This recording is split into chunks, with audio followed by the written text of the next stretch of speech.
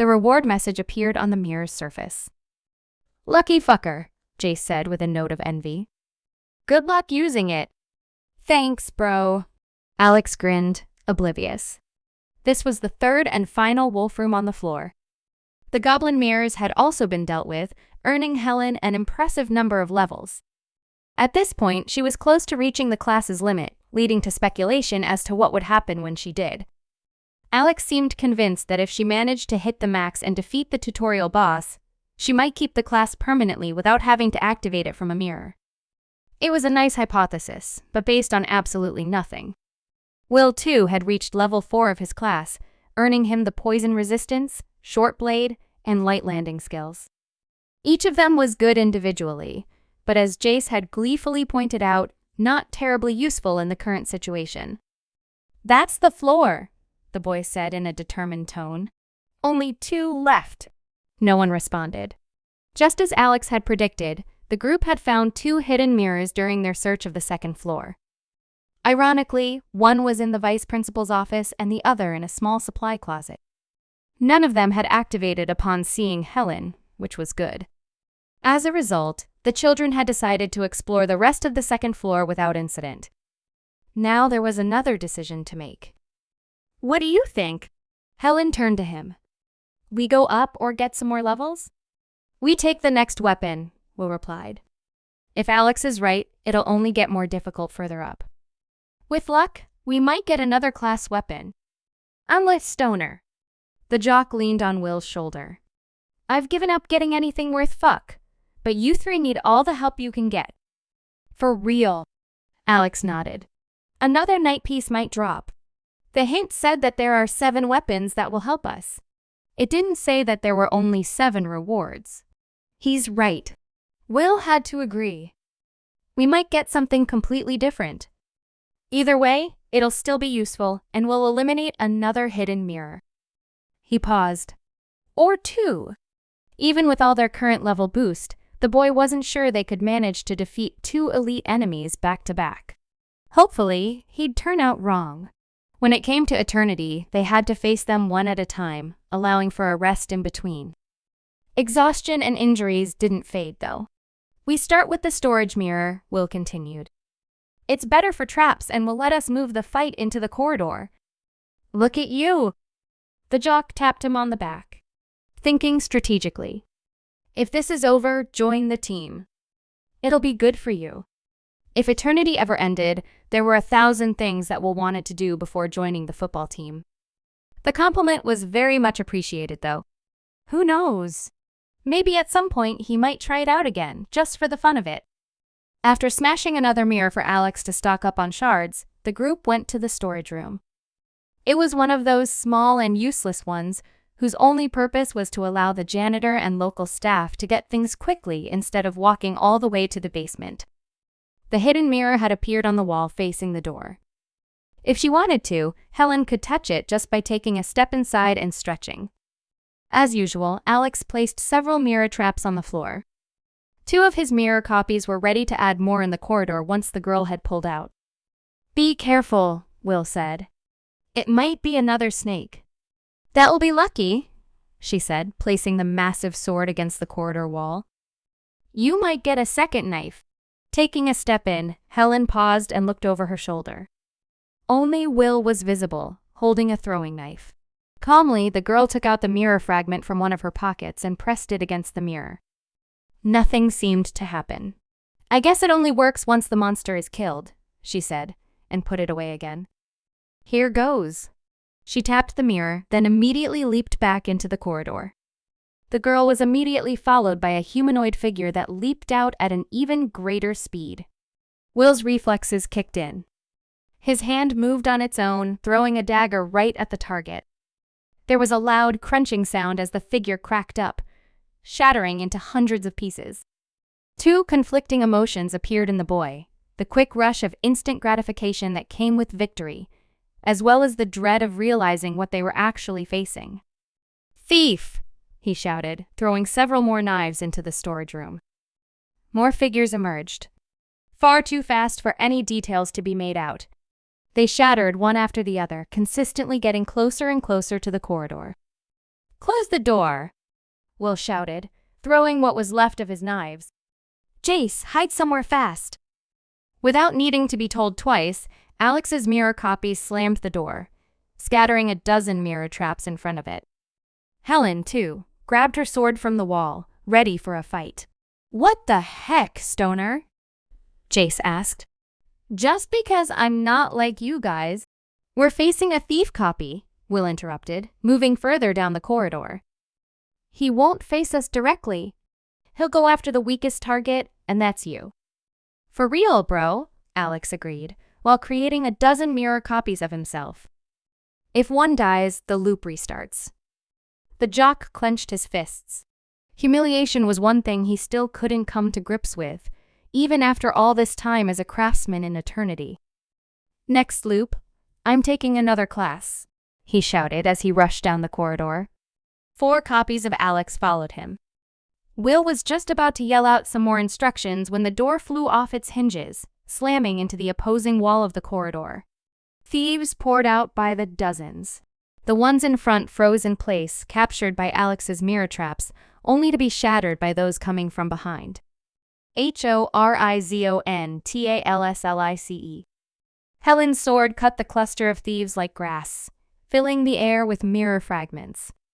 Taking a step back, she swung again, only this time her weapon was stopped by a sword just as large as her own. A second, Helen stepped out of the storage room, her weapon, appearance, and attire identical to the one that had existed before. The only difference was that the new girl's skin had a faint silvery tint to it. What the heck level are you, Alex? Will grabbed his poison dagger. Not me, bro, the goofball replied. She's the key holder. That made things substantially worse. Just through goblin rewards alone, Helen had reached level 7. If the thief they were facing was of a similar level, it meant that it could use a whole host of skills that none of them had seen so far. It was especially telling that so far it had only resorted to one of the skills Alex used. In other words, all of the goofball's abilities could be considered too weak to bother with. Massive swords slammed against each other in an exchange of blows that resembled the battle against the Dark Knight on the floor below. The only silver lining was that, unlike the knight, Helen's copy was visibly weaker. Apparently, the thief was only able to mimic a fraction of her abilities. Watch out, bro! Alex shouted as more standard copies rushed out from the storage room. Just as many copies of Alex descended onto them, resulting in an explosion of glass as both sets proceeded to destroy each other. There's no point, Alex, the real Alex said. He'll just stay in there and let others do the fighting. That much was obvious, but it posed 2 major questions. The first one was how the mirror thief was able to see. It had been notable that while Helen was fighting her double in proximity to the door, no other standard copies had emerged.